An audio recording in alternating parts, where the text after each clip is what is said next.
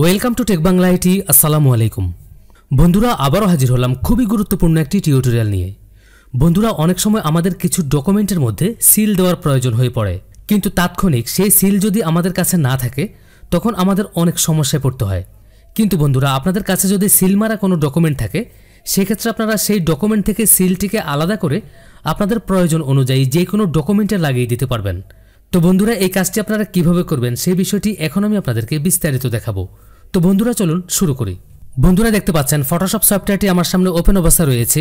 Already আমি কিছু document scan করে ফটোশপে ওপেন করে নিয়েছি। তো এখানে দেখতে পাচ্ছেন একটি কালার পেজ রয়েছে এবং কালার পেজের মধ্যে সিল দেওয়া রয়েছে। তো আমি কালার পেজ রাখার কারণ হচ্ছে আপনি যেই ডকুমেন্ট থেকে সিল আলাদা করবেন আপনার সেই ডকুমেন্টে যদি কালার হয়ে থাকে সেক্ষেত্রে আপনি কাজটি কিভাবে করবেন, মানে সিলটিকে কিভাবে আলাদা করবেন সেই কাজটি ভালো মতো বোঝানোর জন্য আমি একটি কালার পেজ রেখেছি।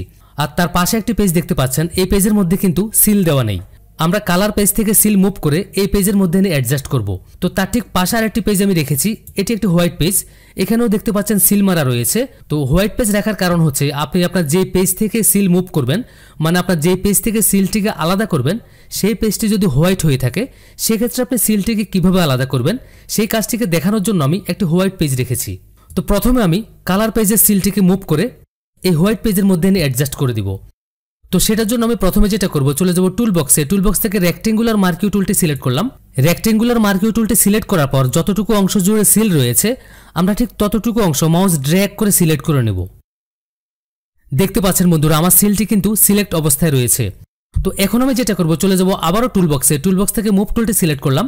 মুভ টুলটি সিলেক্ট করার পর আমরা আমাদের সিলেক্টকৃত অংশটুকু মাউস ড্র্যাগ করে যে পেজের মধ্যে সিলটিকে বসিয়ে দিতে চাই সেই পেজের মধ্যে এনে ছেড়ে দিব।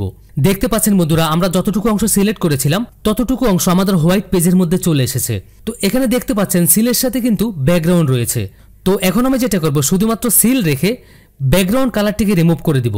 তো এটার জন্য আমি শুধুমাত্র ব্লেন্ডিং অপশন ইউজ করব। তো এই ব্যাকগ্রাউন্ডটিকে রিমুভ করার জন্য আমি চলে গেলাম লেয়ার বক্সে। লেয়ার বক্সে এখানটা যে ব্লেন্ডিং অপশন রয়েছে আমি ব্লেন্ডিং অপশনের মধ্যে ক্লিক করলাম। ব্লেন্ডিং অপশনের মধ্যে ক্লিক করার পর ঠিক এখান থেকে লাইনার লাইট অপশনটিতে ক্লিক করলাম। দেখতে পাচ্ছেন বন্ধুরা, সিল ব্যতীত শুধুমাত্র ব্যাকগ্রাউন্ডটি কিন্তু রিমুভ হয়ে গিয়েছে। তো এখন আমরা যেটা করব, সিলের কালার একটু অ্যাডজাস্ট করে দিব। তো সেটার জন্য আমি কালার ব্যালেন্স ইউজ করব। তো আমি কিবোর্ড থেকে কন্ট্রোল বি প্রেস করলাম। দেখতে পাচ্ছেন বন্ধুরা, কালার ব্যালেন্সের একটি বক্স ওপেন হয়েছে।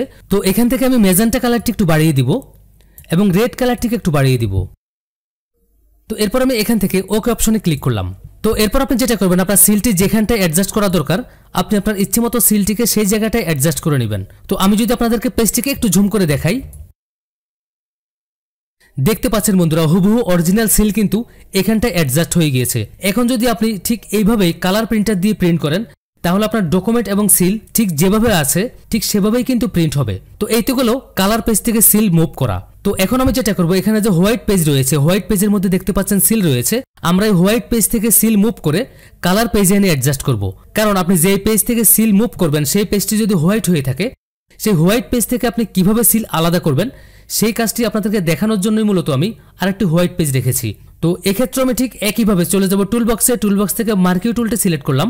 মার্কিউ টুল সিলেক্ট করার পর ঠিক একইভাবে মাউস ড্র্যাগ করে আমি সিলটিকে সিলেক্ট করে নিলাম। এরপর আবারও চলে গেলাম টুল বক্সে। টুল বক্স থেকে মুভ টুলটিকে সিলেক্ট করলাম। মুভ টুলটি ক্লিক করার পর আমি সিলেক্টকৃত অংশটুকু মুভ করে কালার পেজে এনে ছেড়ে দিলাম। দেখতে পাচ্ছেন বন্ধুরা, এখানটা কিন্তু হোয়াইট ব্যাকগ্রাউন্ড সহ সিলটি মুভ হয়েছে। তো এখন আমি যেটা করব, ঠিক একইভাবে ব্লেন্ডিং অপশন ইউজ করে হোয়াইট ব্যাকগ্রাউন্ডটিকে রিমুভ করে দিব। তো সেটার জন্য আমি চলে গেলাম লেয়ার বক্সে। লেয়ার বক্স থেকে আবারও ব্লেন্ডিং অপশনে ক্লিক করলাম। ব্লেন্ডিং অপশনে ক্লিক করার পর এক্ষেত্রে আমি মাল্টিপ্লাই অপশনটি ইউজ করব। তো আমি এখান থেকে মাল্টিপ্লাই অপশনটিকে ক্লিক করলাম। দেখতে পাচ্ছেন বন্ধুরা, মাল্টিপ্লাই অপশনটিকে ক্লিক করার সাথে সাথে সিল থেকে ব্যাকগ্রাউন্ডটি রিমুভ হয়ে গিয়েছে। এখন আপনি চাইলে আপনার ইচ্ছে মতো এই সিলটিকে ইউজ করতে পারবেন। তো বন্ধুরা, আপনারা একটি বিষয় অবশ্যই লক্ষ্য করেছেন, আমরা যখন কালার পেজ থেকে সিল মুভ করেছি তখন কিন্তু আমরা ব্লেন্ডিং অপশন থেকে লাইনার লাইট অপশনটিকে ইউজ করেছিলাম। আবার ঠিক একইভাবে যখন আমি হোয়াইট পেজ থেকে সিল মুভ করেছি তখন কিন্তু আমি এখান থেকে মাল্টিপ্লাই অপশনটিকে ইউজ করেছি। তার মানে আপনারা এতক্ষণে বুঝে গিয়েছেন যে হোয়াইট পেজ থেকে কিভাবে সিল মুভ করতে হয় এবং কালার পেজ থেকে কিভাবে সিল মুভ করতে হয়। তো ঠিক একইভাবে যদি আপনি একটি হোয়াইট পেজ থেকে অন্য একটি হোয়াইট পেজে সিল মুভ করেন আপনাকে ঠিক একই কাজ করতে হবে। সিলটিকে মুভ করার পর আপনি ঠিক এখান থেকে ব্লেন্ডিং অপশনে এসে মাল্টিপ্লাই অপশনটিতে ক্লিক করবেন। এরপর আপনি আপনার ইচ্ছে মতো সিলটিকে ইউজ করতে পারবেন। তো বন্ধুরা, আপনারা হয়তো এতক্ষণে বুঝে গিয়েছেন যে আপনারা যে কোনো ধরনের ডকুমেন্ট থেকেই সিল আলাদা করে আপনাদের ইচ্ছে মতো অন্য কোনো ডকুমেন্টে ইউজ করতে পারবেন।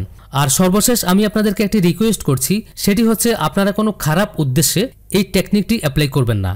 তো বন্ধুরা, আশা করছি টিউটোরিয়ালটি আপনাদের অনেক ভালো লেগেছে। আর যদি ভালো লেগে থাকে তাহলে অবশ্যই আমার ভিডিওতে একটি লাইক করবেন, আর আপনার কোনো মতামত থাকলে সেটি কমেন্ট করে জানাবেন।